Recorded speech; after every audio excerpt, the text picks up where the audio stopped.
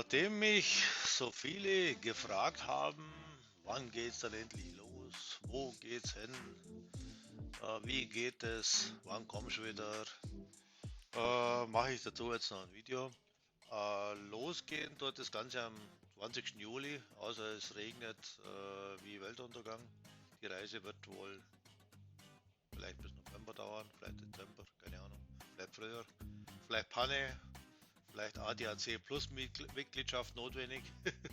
Die hoffe ich nicht, dass ich die bereue. So wie es ausschaut, geht es nach Georgien, Aserbaidschan. Dazu können wir uns mal kurz die Route anschauen. Also hier sieht man schon, wenn man mal so in dem Better Route Planner, das ist ein Routenplaner für Elektrofahrzeuge. Ich habe hier die Zero eingestellt. Dann sieht man schon von mir daheim hier in Bayern bis nach Tiflis, Hauptstadt von Georgien. Ist schon ganz schöne Linie über Schwarze Meer. Wir können ja mal auf Berechnen klicken hier. Dann schauen wir mal, was passiert. Also er versucht alle Ladestops hier mit einzuplanen. Das ist natürlich eine riesige Strecke, weswegen das jetzt vielleicht nicht ganz, naja doch, also kaum zu glauben, gell? Fährt hier 3600 Kilometer, beziehungsweise muss man sagen 40 Stunden Fahrzeit, und das sind hier 23 Stunden Ladezeit mit 28 Ladungen, schon bist du in Georgien. Also ganz einfach eigentlich. Zumindest schaut es so aus. Ich fahre aber natürlich nicht so, wie er jetzt da als kürzeste Route hier angibt. Was man jetzt vielleicht vorab mal zeigen sollte, mit was bin ich eigentlich unterwegs.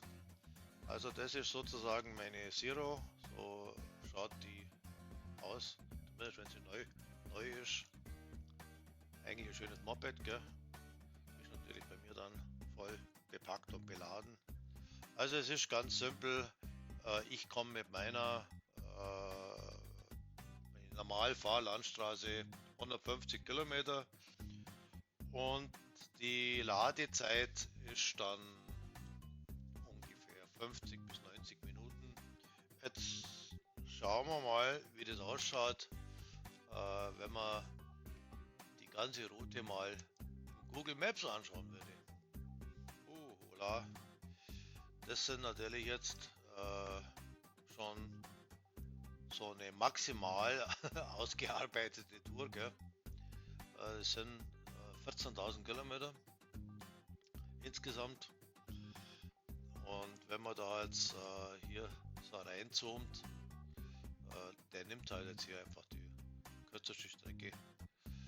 Ich werde auf jeden Fall die Berge Österreich Richtung Wien entlang fahren, weil ich die Gleitschirmspots zum Fliegen auch mitnehmen werde. Gleitschirm ist dabei.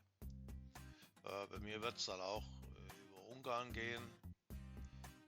Rumänien werde ich wahrscheinlich ausgiebiger in die Karpaten besuchen wollen, weil da gibt es einfach landschaftlich sehr viele schöne Straßen und auch schöne Fluggebiete.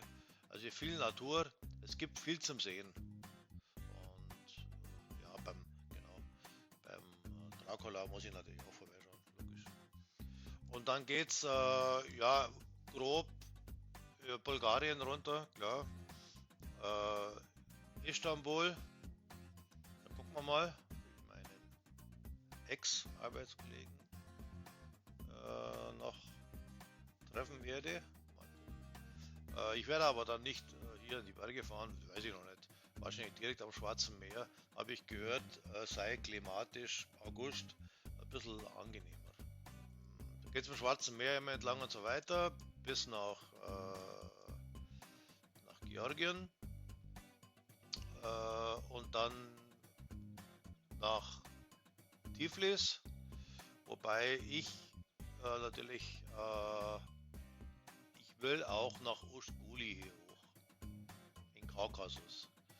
Das ist natürlich jetzt elektrisch ein bisschen anspruchsvoll, weil das sehen wir nachher auf der Ladekarte, weil es von den Ladestationen her natürlich hier in im Kaukasus ein bisschen eng wird.